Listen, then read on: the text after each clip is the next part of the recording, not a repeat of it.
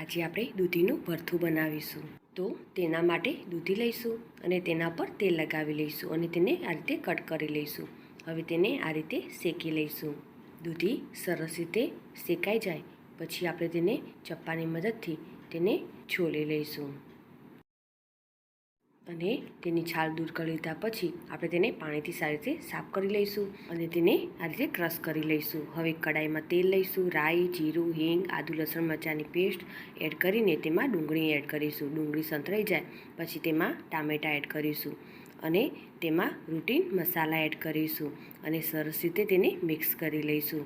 હવે તેમાં લીંબુનો રસ ઉમેરીશું અને થોડી ખાંડ ઉમેરીશું। તેને મિક્સ કરી લીધા પછી તેને ઢાંકીને થવા દઈશું અને તેમાં ક્રશ કરેલી દૂધીને ઉમેરીશું।